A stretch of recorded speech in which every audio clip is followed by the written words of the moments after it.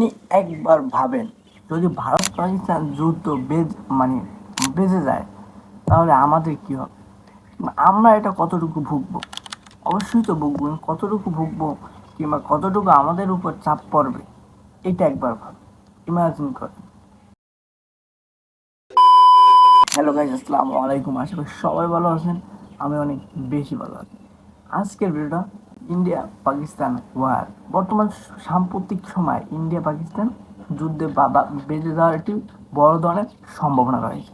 কিন্তু আজকে ভিডিওতে দেখব বিশ্ব রাজনীতি এই দুই দেশের সাথে কিভাবে রাজনীতি করে।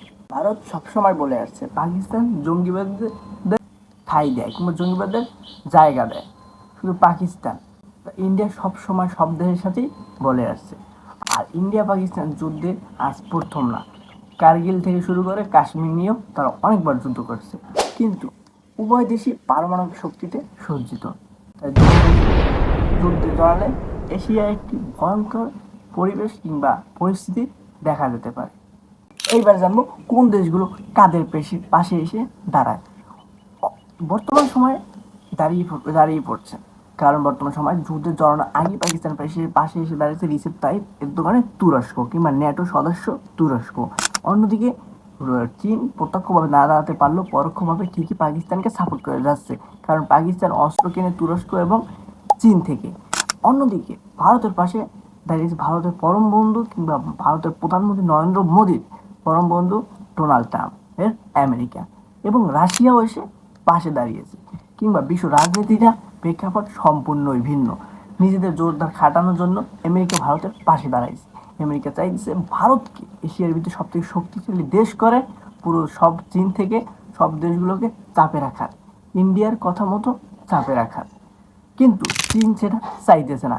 এছাড়াও চীনের সাথে বর্ডার নিয়েও ভারতের অনেক প্রকারের সমস্যা রয়েছে, যেই কারণে চীন কখনোই চায় না ভারত এই যুদ্ধে শক্তিশালী হোক। আর চীন প্রত্যক্ষভাবে যুদ্ধে পাকিস্তানের পাশে দাঁড়াতে পারবে, কারণ ভারত এবং চীন উভয় রাষ্ট্রই ব্রিক্সের সদস্য, এবং এই ব্রিক্সের অন্যতম সদস্য দুই দেশ কখনোই চুক্তি অনুসারে সরাসরি যুদ্ধে জড়াতে পারবে না।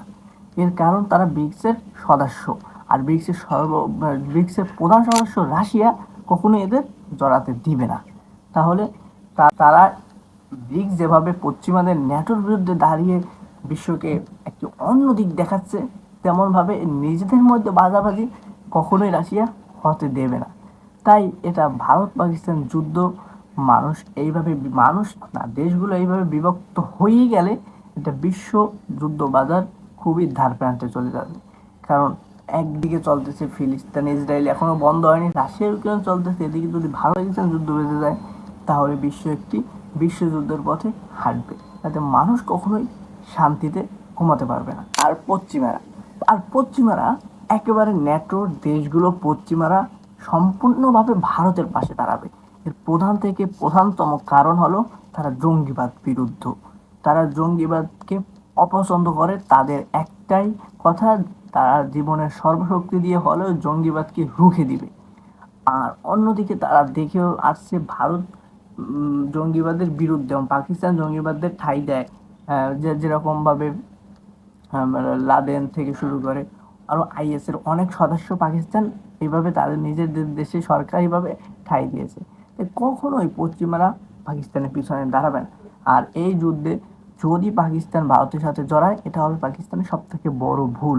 যুদ্ধ না করার থেকে মীমাংসা করে না সব থেকে বেটার। কিন্তু যুদ্ধে জড়ালে একটি অন্য দিক দেখবে পাকিস্তান, নতুন মোড় দেখবে শাহবাজ শরীফ, নরেন্দ্র মোদী কি চিজ সেটা বুঝিয়ে দেবে এই যুদ্ধে। সুতরাং যুদ্ধ চাই না, শান্তি চাই। আজকের ভিডিওটা এই পর্যন্তই। আশা করি ভিডিও ভালো লাগে তো লাইক কমেন্ট শেয়ার করে দিন। আর যদি ভালো লাগে চ্যানেলটা সাবস্ক্রাইব করে দিন। Bye bye.